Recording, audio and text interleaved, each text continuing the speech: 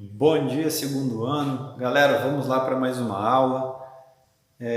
Esse bimestre nós estamos vendo sobre calorimetria, estamos vendo aí calorimetria.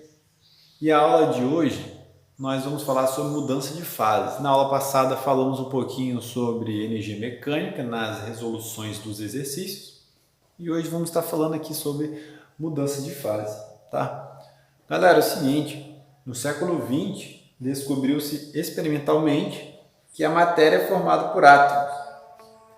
De acordo com essa organização de átomos no interior da matéria, podemos representar a estrutura atômica de uma substância em 3 fases de agregação, dependendo da temperatura, da pressão em que a substância está submetida. Então aí, temos essas 3 fases de agregação. Nós temos aqui a fase sólida, tá? Nós temos a fase líquida e temos a fase gasosa, tá? A fase sólida, a estrutura é organizada, tá?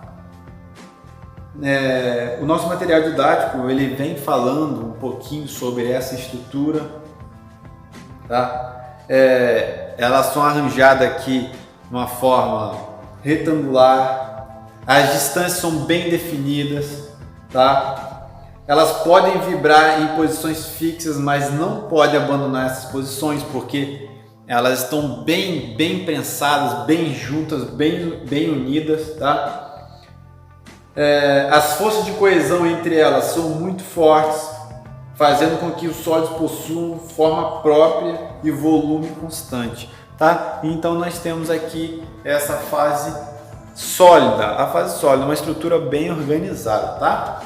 Nós também temos aqui a fase líquida, onde a estrutura é mais desorganizada. Você pode ver que tem espaços aqui entre as moléculas, tá? Apesar das partículas manterem-se ligadas, isso não ocorre de forma tão rígida como na fase sólida. Elas deslizam, elas se resvalam umas sobre as outras, tá? É por isso que os líquidos também têm volume constante, mas não possuem forma própria. Em geral, os líquidos têm a forma do recipiente, né? Então, um líquido ele não tem uma forma, ele vai ter a forma do recipiente. Se você colocar água num copo, o líquido vai ter a forma do copo, né? E também temos a forma gasosa, onde aqui não apresenta estrutura bem definida, tá? As moléculas totalmente dispersas, tá? As forças entre as partículas são fracas e elas se movimentam ao acaso, distanciando-se uma das outras. Por isso que os gases não têm forma própria nem volume constante. Beleza, galera? Então temos aí 3 fases de agregação.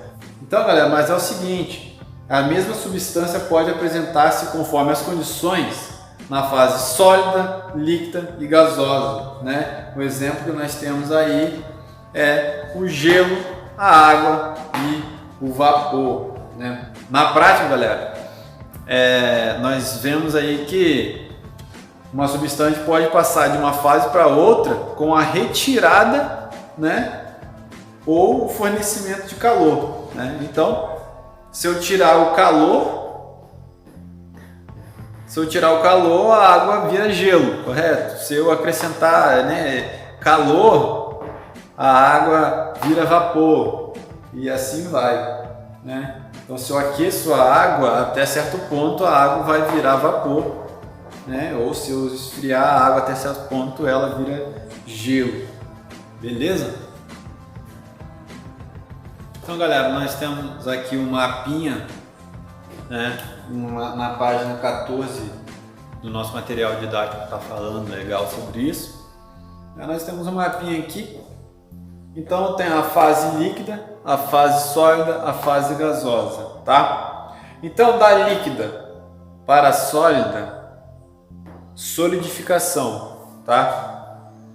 Líquida para sólida, solidificação. Da sólida para a gasosa é sublimação, tanto na ida e tanto na volta. tá? Então, da fase sólida para a gasosa é sublimação, da gasosa para a sólida também é sublimação, tá bom? Eu tenho aqui da fase gasosa para líquida, condensação, da líquida para gasosa, vaporização, da sólida para a líquida, eu tenho aí a fusão, tá? São aí, um mapinha que talvez vocês já sabem já, né? Aprenderam isso em química, tá? E aí nós temos aí vários exemplos, né? Da líquida para a solidificação nós temos a água virando gelo, né? E aqui o gelo virando água, né? Da sólida para a gasosa nós temos lá a naftalina, né? Que vai do sólido direto para o gasoso, né? Aqui até eu acho que o processo da cachaça, né? A vaporização também. E aqui, galera, falando um pouquinho sobre o calor latente e o calor sensível. O calor latente, conhecido como calor de transformação, tá? É a energia por unidade de massa necessária para uma substância mudar de fase, tá? Calor latente, ó, a formulazinha do Kimoll, sem a mudança de temperatura, mais mudança no seu estado físico, tá? Então, aí essa mudança do estado físico está relacionada aqui, ó, por causa do calor latente. E o calor sensível gera apenas variações de temperatura sem produzir mudanças de fase. Então, você coloca uma panela com água no fogo, a água ela vai aquecer. Esse aquecer é o calor sensível, tá? Na mudança de fase vai ser o calor latente. Beleza, galera?